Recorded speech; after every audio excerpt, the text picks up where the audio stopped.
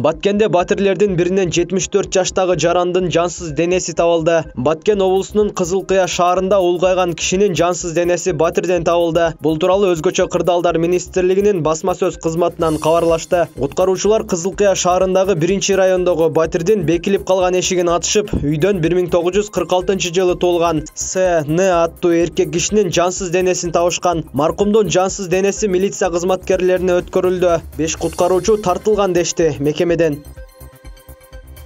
Шрексиң деп мушташкан кыздарга сот чечим чыгарды. Жалал-Абад шаардык соту шаардагы тургунду Шрек дегендиги үчүн кызды басып алып, коркутуп, уртокмукка алган 2 жаш келиндин жазык ишин карап чечим кабыл алды. Өкүм 11-декабрда чыкты. Бул тууралуу жергиликтүү басылмалар жазып чыгышты. Тергөөдө маалым болгондо 2020-жылдын 17-август күнү саат 14:00 чамасында Жалал-Абад шаарындагы көп кабаттуу үйлөрдүн бириндеги батирде мас абалында жабырлануучу акылайды жерге жыгып, үстүнөн басып, уртокмокко алышкан. Андан кийин аш бычагын мойнуна такап, союп салабыз деп коркутушкан. Бул окуянын жүрүшүн видеого тартышкан. Сот тарабынан Айшола жазык кодексинин 266-беренесинин 2-бөлүмүнүн 1-2 пункттары менен күнөөлүү деп табылып, 5 жылга эркиндигинен ажыратылган. Өкүмгө нааразы тарап 30 сутка ичинде Жалал-Абад облустук сотко Жалал-Абад шаардык соту аркылуу апелляциялык тартипте даттанууга же сунуш келтирүүгө укуктуу.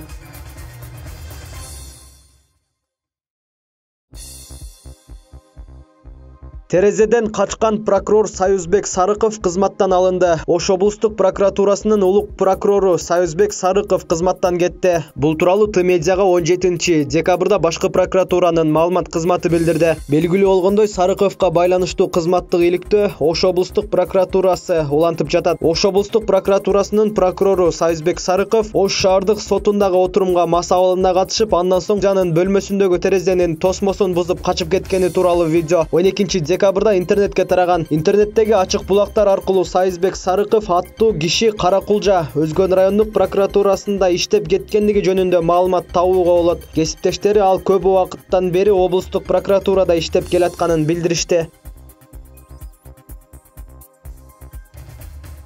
Улуттук коопсуздук боюнча мамлекеттик комитет Ош шаарынын дене тарбия жана спорт комитетинин төрагасы Кылычбек Саркарбаев кармалганын билдирди. Ага аты жөнүн жасалма документ аркылуу өзгөрткөн деген шек коюлууда. УКМКнын маалыматында ал Мурдаз Сулайманов Кылыч Асылбекович болуп, уюшкан кылмыштуу топтун лидери Дженго Кайман аты менен таанылган Кадыр Досонов менен тыгыз мамиледе экендиги белгиленген. Буга чейин Сулаймановго кылмыш жаза кодексинин 167-беренесинин 2-бөлүгүнүн 4-пункту менен кылмыш иши козголгон. 2006-жылдын июнь айында Ош шаардык сотунун чечими менен күнөөлүү деп табылып, 1 жылга шарттуу түрдө эркинен ажыратылган. Ушул фактыны жашыруу максатында ал К. Саркарбаевдин атына Кыргыз Республикасынын жалпы жарандык паспортун алган. Ал уюшкан кылмыштуу топтун өкүлдөрү менен тыгыз мамиледе болгон деп айтылат маалыматта. Бул жасалма документтердин негизинде ал Ош шаарынын мэриясынын дене тарбия жана спорт комитетинин башчысы болуп иштеп келген. Ал УКМКнын убактылуу кармоочу жайына киргизилген. Сотко чейинки өндүрүш жүрүп жатат.